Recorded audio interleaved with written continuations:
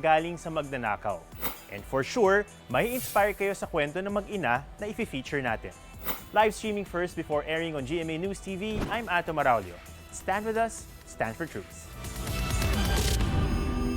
What's up mga kapuso? This is Stand for Truth at ngayon makakasama naman natin ang multi-talented actress na si Barbie Forteza! Yes! Vlogger, bakit? Ready.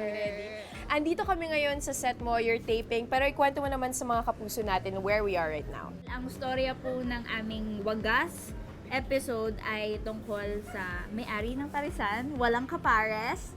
Ako si Yummy. Tapos, doon iikot yung storya namin. Kasama ko yung dalawa kong tsahin na man-haters. Oh, man-haters sila. Si Miss Yayo Okay. Aguila, si Miss Tina Paner.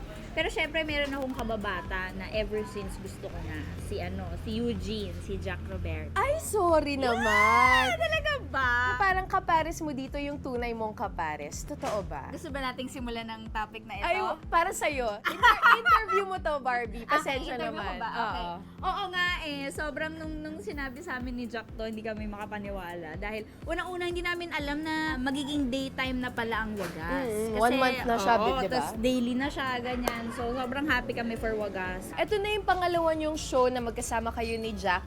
Una yung Karamiya, Yes. di ba? Anong feeling ngayon na this is your second show together? Is it more complicated na mag-boyfriend kayo sa tunay na buhay tapos ngayon nagtatrabaho kayo? Ano sa tingin mo? Hindi ko alam. Ang usapan lang namin ni Jack, basta pag may taping, mga lunch na siya pupunta sa standby area namin. Kasi I'm not a morning person. So, tulog lang ako ng tulog. Mga okay. after lunch pa ako talaga mabubuhay. So, Okay. yun. Naintindihan niya naman yun. Tapos, sobrang caring niya.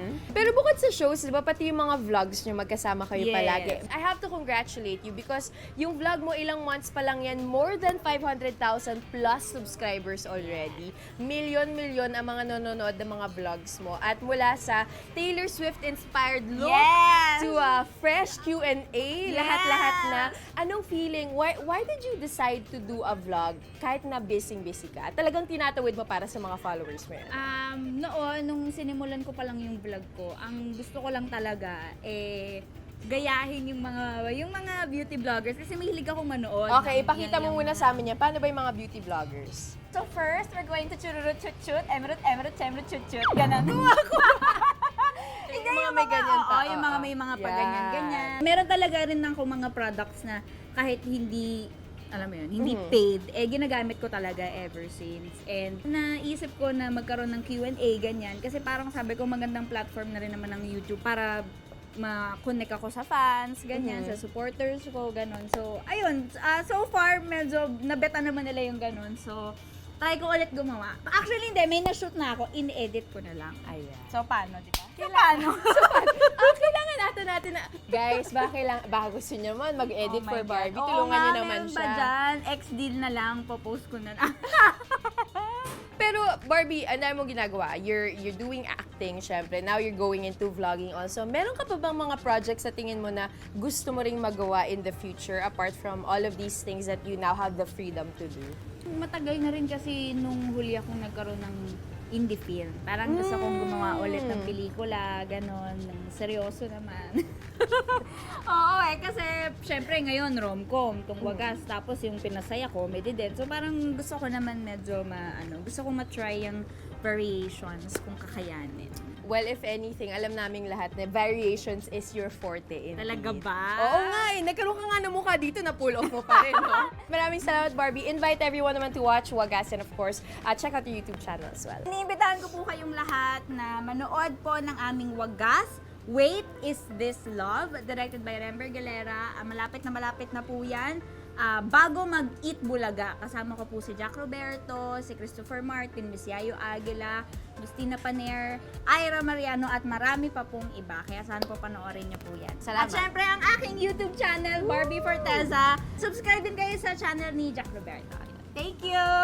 Maraming salamat mga kapuso. This has been Barbie Forteza. And I'm Joyce Bling, and I stand for truth. Goodbye GSM cellphones o yung mga galing sa magnanakaw, Manila gets tough on selling stolen cellphones o yung tinatawag na fencing. Shaila Garder reports. I was walking home in Manila at night. Tapos doon ko po nalaman na nawawala yung phone ko. So nagpanic po ako. Ginamit ko pa yung Find My iPhone. Nakita ko yung location, nasa footbridge bigla. I'm thinking it's just a meetup for those thieves so they can sell it to vendors. Kaya po kapag nasa mga phone stalls po ako, para sa mga parts, etc., nakikita ko po ang mura ng benta nila.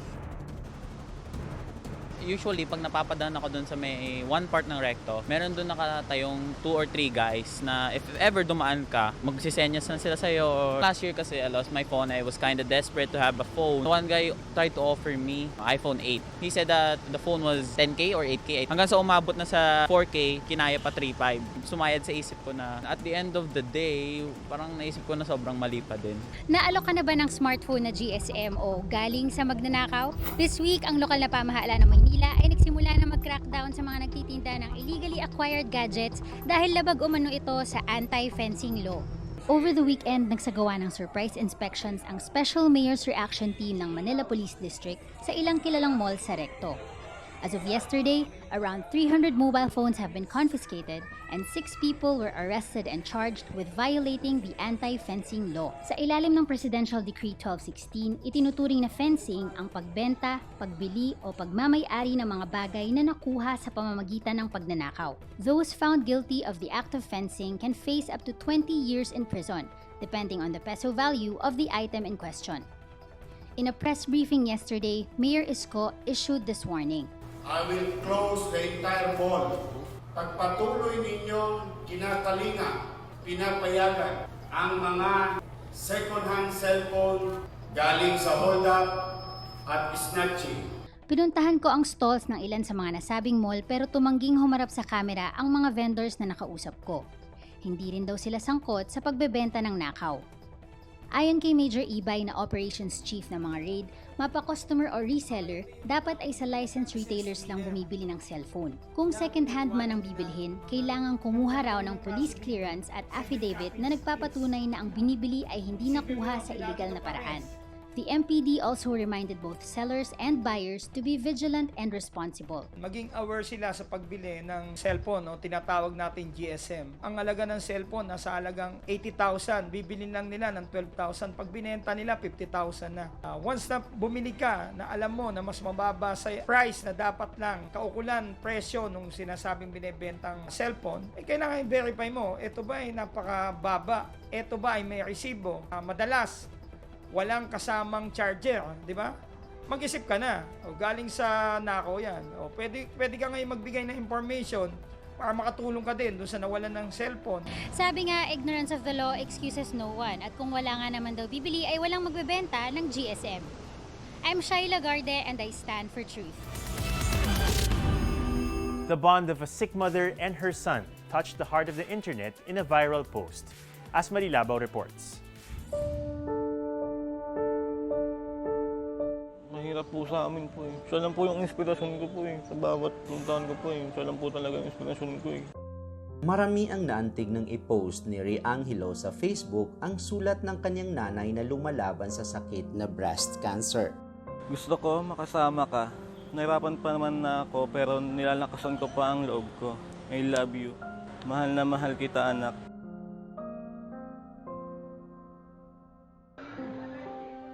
Para sa isang anak, masakit makita ang ganitong kalagayan ng kanyang magulang. Simula po 2017 po, hindi na po talaga ako nag-aral dahil po gusto ko pong iparamdam po sa kanya na gusto ko rin po makatulong. Dahil po nalaman na lang po namin na may sakit po siya. Hirap po na nararamdaman niya. Kasi mas gusto ko na lang po na kung pwede na lang po ipasa po yun eh. Dapat pinasa na lang po sa amin, hindi na lang po sa kanya. Ano po, bigyan pa rin po siya ng pangalawang pagkakataon po. Makasama pa po namin siya. Kasi mahirap po sa amin po eh. Siya lang po yung inspirasyon ko po eh. Hindi na siya maano kasi stage 4 na raw po eh. Naghintay na lang daw po, okay lang. Kasi pag huminto daw po yung tibok ng puso niya, hindi na siya i-revive. Kasi yung cancer po daw, nasa buto niya na. Masakit man sa pamilya ni Ray Angelo at Elmer, kailangan nilang magpakatatag, katulad ni Ma'am Eden Fuentes na kasalukuyang may stage 4 na breast cancer. Upaw na talaga, sir. Na-diagnose ako ng 2016, na-opera ako ng June 30, 2016. Stage 3A pa yun. Nagpapalakas ng loob sa akin. Yung mga anak ko, pamilya namin. Kasi kailangan ko, kasi solo parent ako, sir. Kailangan ko maging malakas. Ako lang kasi mag-isa, sir, mula nag-chemo hanggang ngayon. Ako lang naglalakad kung anong mga gamutan. Sa data ng University of the Philippines Institute of Human Genetics and National Institute of Health, 189 of every 100,000 Filipinos are afflicted with cancer. Kada araw, 96 na Pilipino ang namamatay sa cancer. Breast cancer ang nangunguna sa Pilipinas. Si Ma'am Chandalisa Eugenio, isang breast cancer survivor. Payo niya sa mga patuloy na lumalaban sa cancer. Hindi siya nakakatakot. Kailangan lang ng pangunawa. Kailangan lang nating magpagamot, alamin kung ano yung nararapat. At higit sa lahat, huwag makakalimot humingi ng awa sa Panginoon, magdasal, at lakasan ng loob. Laging isipin na may pamilya. Sa ganitong kalagayan at pagsubok sa buhay, kailangan nating maging matatag, kasabay ng malalim na panalangin sa buong may kapal. I am Asmari Labaw, I stand for truth. Attacks on a Saudi Arabian oil facility knocked out over half of its capacity. Ngayon, kahit nasa Saudi Arabia nangyari ito, meron itong implications sa Pilipinas. Richard, paki-break it down for us. I mean, of course, unang-una, ito yung Middle East kung saan meron kang milyon-milyon OFWs, no? At yung geopolitical tensions ngayon sa gitnang silangan are reaching new heights dahil ang ina-accusa ng United States, and let's wait for Saudi Arabia to make a formal statement, is that either Iran or Iran-backed militia groups ang behind this attack. No? Ang sinasabi nila, ang attack ay hindi galing sa Yemen kasi initially yung nag-claim ng attack na yan ay yung mga Yemenese rebels, no, na kalaban ng Saudi Arabia. But ang claim ng Amerika is that actually mga Iranian-backed forces sa Iraq ang gumawa nun. Of course, yung Iran naman nag-deny. So ang taas ng tension ngayon. But the other thing that makes this very relevant is, of course, ang Saudi Arabia po ay biggest exporter ng crude oil in the world. No? So anything that happens to Saudi Arabia has an impact in global energy markets and eventually dito sa Pilipinas. Only hours after they attack on one of the biggest oil processing facilities in the world, no? And one oil field in Saudi Arabia, tumaas yung presyo ng crude oil by 20%. Ngayon, anong epekto sa Pilipinas? The prices. Of course, tumaas yung presyo ng gasolina by almost 2 pesos, no? 1.8 pesos. Tumaas yung presyo ng diesel by 87 centavos. No? So immediately, nafe-feel natin ito. At anong pwedeng mga response natin dito? And this is where we see yung interconnectedness ng anong nangyari sa Saudi Arabia with what's happening in the West Philippine Sea. Dahil 40% ng energy na ginagamit natin to generate electricity dito sa Luzon alone comes from Malampaya plant. But Malampaya plant is expected to run out by 2024. Kaya ngayon, yung gobyerno ay nagsascramble for alternative energy resources. At dyan papasok yung discussions about joint development agreement sa Reed Bank o Recto Bank. At mukhang China yung magiging partner natin to develop those resources. So this could be an opportunity also for a shift to renewable energy and just putting it in there. Kasi meron tayong target sa Paris Agreement na by 2030 we have to reduce our consumption of fossil fuels for energy.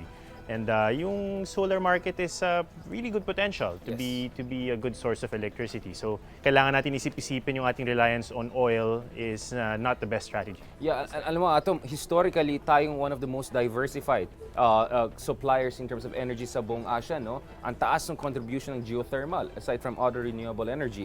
Pero bumababa ito over the years yung share dahil nagiging more reliant tayo sa fossil fuels, yung coal plants, among other things. So sana yung itong administration and mga susunod na administration also see yung crisis sa Middle East as a push, as a catalyst to actually make us once again a leading country pagdating sa ating diversified and renewable sources of energy.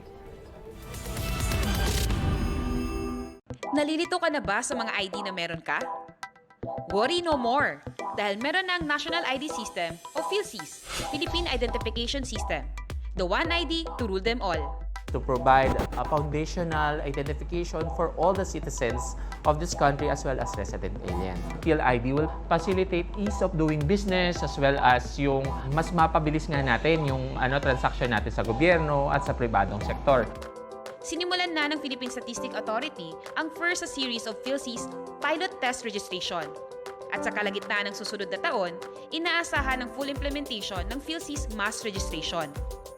Registrants will undergo biometric and demographic capturing process. Kukunan ng litrato, fingerprints at isa sa ilalim sa ID scanning ang bawat isa. Pabor naman kaya rito ang ilan nating mga kababayan?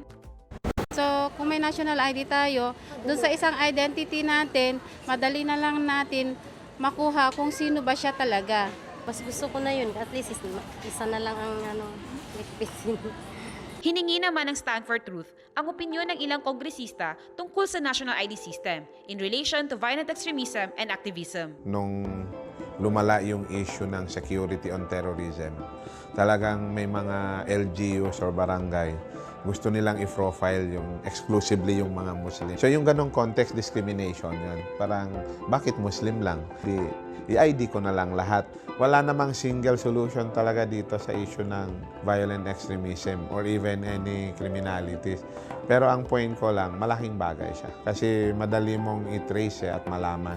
Bagamat hindi siya tutol, ang nakikita raw na challenge ni Congressman Hataman ay ang pagkuha ng birth certificate sa mga liblib na lugar sa Mindanao, na isang requirement para sa PhilSys. Kung i-require mo sila ng birth certificate, dapat si PSA, pati si LGU, dapat isa yan sa i-consider nila. Kasi alam naman natin, karamihan sa ating mga kababayan, Muslim, karamihan hindi sa ospital. Okay lang kung sa ospital na ipinanganak. So automatic yung hospital talagang gumagawa ng birth certificate at nire-register ang mga bata. Pero karamihan kasi dyan, hindi nga sa birthing clinic ang iba minsan sa bahay lang, panday. Ang bayan muna, patuloy namang nangamba sa issue ng data privacy pagdating sa implementation ng national ID. This will open the floodgates doon sa further violation ng right to privacy of our people. Information is power. Yung mga information na yan, pag nakalagak yan sa isang agency, hindi naman nila sinasabi that this information cannot be shared with other agencies. Kaya nga sabi namin, this can be weaponized, especially in running after the critics of the administration or opposition. Paniniguro ng PSA, wala silang ibibigay na pribadong impormasyon sa mga kumpanya o institusyon for surveillance. In case po na there is like national security threats or any suspicious act of terrorism, PSA will only disclose personal information in accordance with the law. Inaasahan na sa implementasyon ng National ID System ay masisiguro ang proteksyon ng mga pribadong impormasyon ng ating mga kababayan at masiguro na walang diskriminasyon sa bawat sektor ng lipunan. I am Manal Sugadol and I stand for truth. Warm up pa lang yan because we have more stories for you this week. Kita-kits uli bukas. I'm Ato Maralio together with Richard A. Darian and Joy Spring. Stand with us, stand for truth.